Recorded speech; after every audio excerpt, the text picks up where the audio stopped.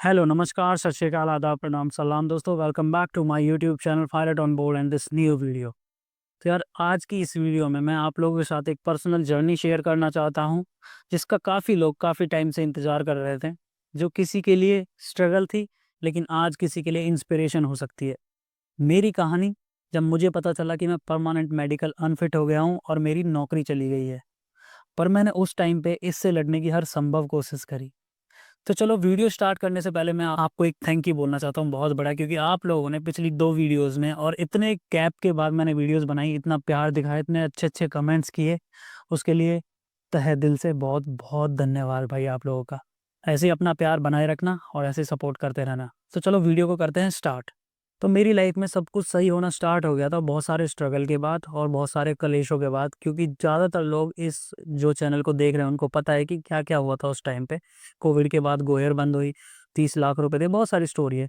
पर अगर जिनको नहीं पता वो पुरानी वीडियोज़ देख सकते हैं। तो भाई सब कुछ सही चल रहा था। 4 मई 2024 को मेरे लेफ्ट हैंड का अंगूठा कट गया और 5 तारीख की शाम को मेरी फ़्लाइट थी। इसलिए मैंने 5 तारीख की सुबह अपनी एयरलाइन को एक ईमेल किया और अपने इस हादसे के बारे में बताया कि मेरा लेफ्ट हैंड का अंगूठा कट गया है और मैं अब फ्लाइंग नहीं कर सकता हूँ टेम्परेरीली, जब तक ये सही नहीं हो जाता।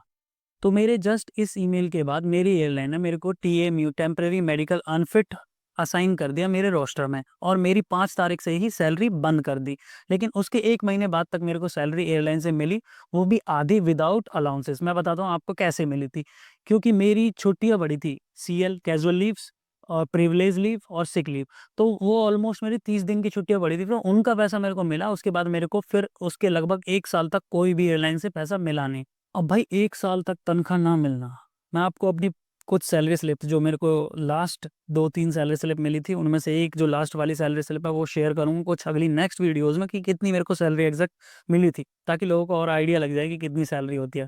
पर फिलहाल ये है कि मेरे को 1 साल लगभग तनख्वाह नहीं मिली, तो सोचो मैंने कैसे गुज़ारा किया होगा, क्योंकि उससे पहले जब मैं गो एयर में था तब जेट एयरवेज़ बंद हो गई थी, हमारी ट्रेनिंग डिले हुई थी काफ़ी टाइम तक। तो जैसे ही हम मैं रिलीज़ होने वाला था, जैसे ही मेरी सैलरी बढ़ने वाली थी, तब कोविड भाई साहब आ गए, उन्होंने सब कुछ डिस्ट्रॉय कर दिया। जब वो गए तो एयरलाइन ने बोला कि भैया 30 लाख रुपए दे दो। ये स्टोरी लगभग सभी ने सुनी है, लेकिन जो कुछ लोग नए जिन्होंने ये चैनल सब्सक्राइब किया उनको नहीं पता है, मैं बता रहा हूँ। तो उन्होंने 30 लाख रुपए हमें हमसे ट्रेनिंग कॉस्ट ली। उसके बाद भाई सैलरी बहुत कम थी, 50-60 हज़ार रुपए महीने। लेकिन उसके बाद हुआ क्या कि वो कंपनी ही बंद हो गई, 2 महीने की हमारी तनख्वाह खा गई। तो उसके बाद मैंने विस्तारा एयरलाइंस जॉइन करी। जब सब कुछ सही होने वाला था ना, तब मेरे साथ ये कांड हो गया। तो मुझे लगा कि ये प्रोफ़ेशन मेरे लिए था ही नहीं, क्योंकि जब से मैं इस प्रोफ़ेशन में आया तब से मेरे साथ ये हादसे होते रहे। इतनी मिसहैपनिंग होती रही, पीएमयू, कंपनी बंद होना, सैलरी खा जाना, पैसे माँग लेना, बहुत सारे कलेश। तो भाई एक तो 1 साल से मेरे को सैलरी नहीं मिल रही थी। ऊपर से मेरे डेली लाइफ़ में अंगूठा, आप लोगों को पता है कि कितना यूज़ होता है। बहुत सारे काम ऐसे हैं जो मैं नहीं कर पाता, जो मेरे को अभी भी स्ट्रगल करना पड़ता है। तो भाई बॉडी का लॉस हुआ, सैलरी का लॉस हुआ, पैसे का लॉस हुआ और मैं सच बताऊँ तो मेंटली डिस्टर्ब हो गया था, थोड़ा डिप्रेस भी हो गया था कि यार अभी मैं क्या करूँगा? क्योंकि मेरी यंग एज है, 32 साल एज है। और इसके बाद क्योंकि मैं सिर्फ 10+2 मैंने ग्रेजुएशन करी है और इसके बेस पे मेरे को और कहीं एविएशन से अगर मैं बाहर जाता हूँ तो मेरे को कोई सैलरी भी नहीं देगा अगर मैं काम करूँ। और एयरलाइन की कोई ऐसी पॉलिसी है नहीं कि मैं पीएमयू अगर हो जाऊँ तो मेरे को कोई भी नौकरी मेरी एयरलाइन एयर इंडिया से मिले। तो मैंने प्रॉपर रेस्ट दिया इस अंगूठे को और खुद को लगभग 3 महीने के आसपास। जब मेरा अंगूठा, इसका घाव ठीक होने लगा, ठीक हो गया था ऑलमोस्ट, तब मैं अपनी एयरलाइन के डॉक्टर से मिलने गया। पर यार मेरा दिल बहुत तेज़ धड़क रहा था उस टाइम पे, बहुत सवाल थे मेरे मन में कि पता नहीं डॉक्टर क्या बोलेंगे, मैं दोबारा जहाज़ उड़ा पाऊँगा या नहीं? बहुत सारे सवाल थे, लेकिन फिर भी मैंने हिम्मत करी और मिला उनसे जाके। तो उन्होंने मेरे को एक बहुत सीधा-सा मेरा हाथ दे के मेरे सवाल के जवाब मतलब एक ही बार में दे दिए। उन्होंने बोला कि देख यार, बहुत मुश्किल है, क्योंकि तेरी जहाज़ में राइट सीट है और लेफ्ट हैंड से तेरे को ऑलमोस्ट 90% काम करने पड़ते हैं। तो मेरे को तो लगता नहीं है, पर फिर भी चांस लेके देख लेते हैं। तो उन्होंने मेरे को रिकमेंड किया कि अब तू, जैसे ही उन्होंने मेरे से पूछा कि तेरा हाथ सही हो गया ना? मैं कहा हाँ, मेरा हाथ ऑलमोस्ट ठीक है, घाव सही है। तो उन्होंने बोला कि ठीक है, अब हम स्पेशल मेडिकल के लिए अप्लाई करते हैं। हमने किया, मेरे को अपॉइंटमेंट मिली आईएएम बैंगलोर में। तो आईएएम बैंगलोर में गया और सारा अरेंजमेंट मेरी एयरलाइन का था, क्योंकि उस टाइम पे मैं एयरलाइन का ही हिस्सा था। बस टेम्परेरी मेडिकल अनफिट था। ना मेरी एयरलाइन को पता था कि मेरे साथ आगे क्या होगा, ना मुझे पता था। लेकिन हाँ, मेरे डॉक्टर ने थोड़ा-सा कन्फर्म किया था कि मुश्किल है। पर कोई नहीं, मैं मेडिकल के लिए गया भाई और वहाँ जाके मैं आपको सच बताऊँ कि क्योंकि मैं फाइनेंशियली पहले भी वीक था और अब और हो चुका था इस दौरान, क्योंकि तनख्वाह नहीं मिली थी, सैलरीज़ नहीं मिली थी और जो मेरी थोड़ी बहुत सेविंग थी वो भी इस दौरान खर्च हो गई थी, थोड़े से मेरे इलाज में। और भाई और बहुत सारे खर्च होते हैं, ईएमआईज़ चल रही थी लोन्स की, जैसे मैंने एजुकेशन लोन लिया था उस टाइम पे और एक गाड़ी भी खरीदी थी क्योंकि मेरे पास कोई व्हीकल नहीं था अप डाउन करने के लिए। तो ऐसे बहुत सारे थे, बहुत सारे एक्सपेंसेस थे जिनको मैं हैंडल नहीं कर पा रहा था। तो भाई मैं तुम्हें सच बताऊँ कि सारे अरेंजमेंट एयरलाइन की तरफ से थे, होटल, फ्लाइट सब। लेकिन जो होटल से आईएम बैंगलोर जाने का जो भी ट्रैवल मेरे को करना था, उसका पैसा मेरे को देना था और सच में मैं उसके बारे में भी सोच रहा था कि यार 300 रुपये लग रहे हैं, 400 रुपये लग रहे हैं, बहुत ज़्यादा नहीं है? तो ऐसी हालत थी मेरी। पर मैं गया भाई, जैसे-तैसे मैंने हैंडल किया, दोस्तों से लिए, इधर-उधर से करके काम मेरा हो गया। अब क्योंकि मेडिकल में सिर्फ़ मेरे हाथ की रिपोर्ट्स चाहिए थी, मैं अपने हाथ का एक्स-रे, मेरे ट्रीटिंग डॉक्टर के डॉक्यूमेंट्स वगैरह सब मैं लेके गया था। वहाँ जाके मैंने उन डॉक्टर्स को वो डॉक्यूमेंट्स प्लस मेरी रिपोर्ट्स, एक्स-रे रिपोर्ट्स मैंने दिखाई, तो उन्होंने मेरे को बोला कि देखो अब तुम्हें ना नॉर्मल टेस्ट भी कराने पड़ेंगे, बेसिक टेस्ट। जैसे सीबीसी, ईएनटी वगैरह ये भी कराने पड़ेंगे स्पेशल मेडिकल में। तो मैं थोड़ा सरप्राइज़ था कि यार सिर्फ़ मेरा स्पेशल मेडिकल है तो हाथ की वज़ह से है, आपको ये ही टेस्ट चाहिए। तो भाई मैं गया और फिर मैंने और टेस्ट कराए सेम डे। एक और वहाँ पे मारिंगो हॉस्पिटल था, आई थिंक ऐसे ही करके नाम था, मेरे को याद नहीं है एग्ज़ैक्टली। तो उन लोगों ने भाई वहाँ पे मेरे से काफ़ी चार्ज किया, लगभग 3000-4000 रुपए के आस-पास। मेरी हालत ख़राब हो गई थी उस टाइम पे।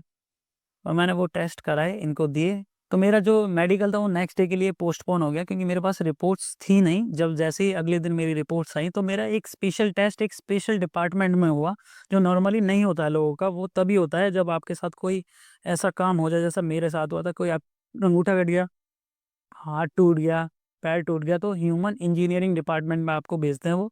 और जो मेरे बेसिक टेस्ट हुए थे उसमें जाके मैं उसके बारे में आपको बताता हूँ कि उसमें हुआ क्या था। क्योंकि मेरे लेफ्ट हैंड का अंगूठा नहीं था और मेरी जहाज में राइट सीट थी, तो मेरे को लेफ्ट हैंड से ऑलमोस्ट सारे स्विचेस ऑपरेट करने थे। तो उन्होंने मेरे लेफ्ट हैंड का टेस्ट किया। उसमें एक टेस्ट स्ट्रेंथ के लिए था, उन्होंने मेरे को एक डिवाइस दिया जिसको मैं दबा रहा था, तो उससे वो मेरे हाथ का प्रेशर नाप रहे थे कि कितना पीएसआई आ रहा है। तो मेरे दोनों हाथों से इंडिविजुअली उन्होंने किया, तो इन दोनों हाथ का जो प्रेशर है वो ऑलमोस्ट सेम होना चाहिए। 1 और 2% डिफरेंस चलेगा, लेकिन ज़्यादा नहीं होना चाहिए। तो मेरा क्योंकि अंगूठा नहीं था, तो मैं उसको ग्रिप नहीं कर पा रहा था, इसका डिफरेंस ज़्यादा था। और एक और बेसिक टेस्ट डॉक्टर ने किया ह्यूमन इंजीनियरिंग डिपार्टमेंट में, वो ये था कि उनके पास सामने एक टेबल थी उनके ऑफिस में, तो उन्होंने बहुत छोटी-छोटी चीज़ें लाइक कॉइन, सिक्के, पिन्स, चाबियाँ, पेपर, पर्स, ऐसी बहुत सारी चीज़ें डाली हुई थी। और फिर मेरे को बोला कि अब एक काम करो कि एक-एक करके इनको लेफ्ट हैंड और राइट हैंड से उठाओ। तो राइट से तो बड़ा ईज़ी है बिकॉज़ यार हम डेली यूज़ में ये काम करते हैं, क्योंकि मेरे पास राइट हैंड में फिंगर भी है और अंगूठा भी है।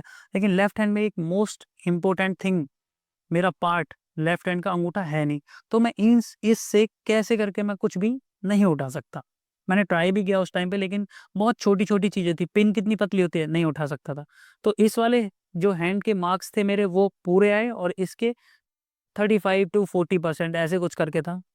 तो मतलब मैं क्वालीफाई नहीं कर पाया वो टेस्ट। फिर उसमें एक और था कि चाबी उठाओ अब और लॉक, दरवाजे के लॉक में लगाओ, उसको अनलॉक करो, फिर वापस से लॉक करो। इससे भी कराया था, इससे भी कराया था। तो इससे तो सारे काम हो ही रहे थे, जैसा मैंने आपको बताया, लेकिन इससे नहीं हो रहे थे। तो इस टेस्ट की जब रिपोर्ट आई तो इसमें भी मैं डिस्क्वालीफाई था, मतलब बेसिकली फेल हो गया था। तो लेकिन फिर भी एक उम्मीद थी क्योंकि डॉक्टर्स ने बोला था कि चलो ठीक है, कोई नहीं, हम एक और चांस लेके देखते हैं, हम तुम्हें डायरेक्ट पीएमई नहीं कर सकते हैं। तो उन्होंने मेरे को 8 वीक्स के लिए फिर से टेम्परेरी मेडिकल अनफिट पे रखा और मेरे को एक स्पेशल रिपोर्ट लाने के लिए बोला, जो कि होनी थी एयरबस A320 जो जहाज़ में उड़ाता था उसके सिमुलेटर में।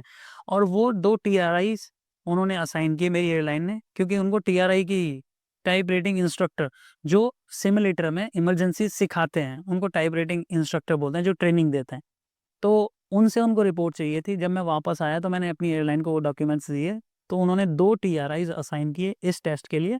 और भाई उन्होंने स्पेशली बोला था कि इसके फ़ोटोग्राफ्स भी लाने हैं और एक स्केल लेके जाना है, जिससे आपको ना नापना है, मापना है कि कितना कंट्रोल्स के बीच में इस अंगूठे के में गैप है। तो इस वीडियो में मैं ये कुछ अपने मेडिकल्स के जो मैंने फ़ोटोग्राफ्स उन्हें भेजे थे वो मैं आपको लगा के दिखा रहा हूँ, ये देखो आप। और इस तरीके से कुछ इन्होंने मेरे साथ वो टेस्ट किया था। जब टीआरआईज़ ने ये रिपोर्ट फाइनल करी मेरे पूरे टेस्ट के बाद, मेरे से कुछ सवाल भी किए थे कि कोई प्रॉब्लम हो रहा है। मैंने कहा सर आपके सामने है, क्योंकि ये तो विज़ुअल है, आप देख सकते हो कि मैं पकड़ पा रहा हूँ या नहीं। और जो भी जेन्युइन हो, अगर मैं उड़ा सकता हूँ तो आप मेरे को उन्होंने दीजिए, नहीं तो अपनी बिल्कुल प्रॉपर जो आपको रिपोर्ट भेजनी है वो आप भेज दीजिए। तो उन्होंने वो रिपोर्ट कॉन्फिडेंशियली वहाँ पे भेज दी।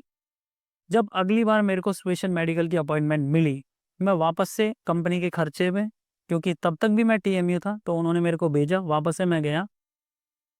तो फिर से उन्होंने मेरे से ह्यूमन इंजीनियरिंग का टेस्ट कराया, उसमें सिर्फ एक टेस्ट मेरे को वापस रिपीट कराया, वो हैंड की स्ट्रेंथ वाला। तो भाई उसमें फिर से वही डिफरेंस आ रहा था। तो जैसे ही फिर उन्होंने मेरे को शाम को रिपोर्ट दी, तो मेरे को ऑलरेडी वैसे फील हो गया था कि मेरे साथ अभी क्या होने वाला है। लेकिन फाइनल रिपोर्ट जब आई तो उसमें वही बात लिखी थी कि permanent medical unfit for flying duties. भाई मैं मतलब सुन्न हो गया था, बिल्कुल सुन्न, चीज़ें समझ में नहीं आ रही थी। हालांकि देखो, जब तक मेरे पास थोड़ी बहुत उम्मीद तो थी कि शायद कि कुछ अच्छा हो जाए, लेकिन नहीं हुआ। अनफॉर्चुनेट, इस हादसे की वजह से मेरी नौकरी भी चली गई और मेरे पास और कोई चारा नहीं बचा था। तो उसके बाद मेरे को थोड़ा सा टाइम लगा मेरे इंश्योरेंसेस की फॉर्मेलिटीज़ करने में, जो मैं आपको अगली वीडियो में बताऊंगा, इस वीडियो में नहीं बता सकता था। तो सोचो, जब मेरे को ये रिपोर्ट मिली IAM बेंगलोर में, तो मैं वहाँ से होटल तक कैसे पहुँचाऊँगा, घर का तो छोड़ दो, क्योंकि वो फेस वो ज़्यादा क्रिटिकल था मेरे लिए कि यार मेरा दिमाग घूम रहा था भाई, एक जगह रुक नहीं रहा था कि क्या होगा, कैसे होगा। अगर आप लोगों के साथ कभी ऐसा कुछ हुआ हो, तो आप फील कर सकते हो कि मेरे साथ उस टाइम पे क्या हुआ होगा। मेरी एज उस टाइम पे 32 साल, 32 ईयर्स ओल्ड। और भाई 32 साल की उम्र में जिसके लिए आपने लगभग 10-12 साल मेहनत करी हो और इतना स्ट्रगल किया हो, वो नौकरी आपकी एकदम से चली जाए, जब बिल्कुल आपकी लाइफ स्टेबल होने वाली हो, तब सोचो कि आपकी फैमिली और आप पे क्या बीतेगा। पर चलो ठीक है, मैं उससे अभी निकल आया हूँ बाहर, क्योंकि इसके लिए बड़ी हिम्मत चाहिए थी, लोगों का सपोर्ट चाहिए था, आप जैसे लोगों का, मेरी फैमिली का और रिश्तेदारों का।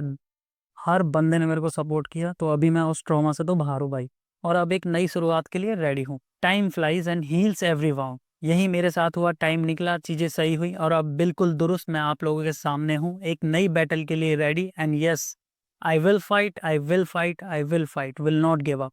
क्योंकि किसी ने बोला है, कहा है कि देखो यार, हम कभी हारते नहीं हैं, या तो हम जीतते हैं या तो हम सीखते हैं। तो मैंने अपनी इस लाइफ से, इस स्ट्रगलिंग भरी लाइफ से बहुत कुछ सीखा है, आप लोगों के सामने हूँ और फिर से खड़ा हुआ हूँ एक नई उड़ान के लिए।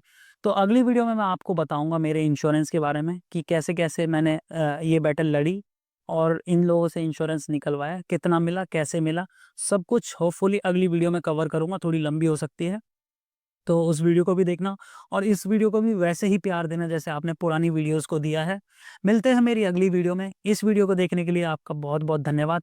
कृपया करके अपने दोस्तों के साथ इसको भी शेयर कर दें, और लाइक, एक नया फंक्शन आया यार, हाइप, हाइप कर दिया करो, ताकि मेरे को 670 पॉइंट्स मिलते हैं एक हाइप से। और एक हाइप अगर आप मेरे को देते हो, और ये हाइप 4 लाख व्यूज से, 4 लाख हाइप से ऊपर निकल जाता है ना, तो मेरी वीडियो टॉप 100 वीडियोज में काउंट होती है, तो लोगों तक ज़्यादा पहुँचती है।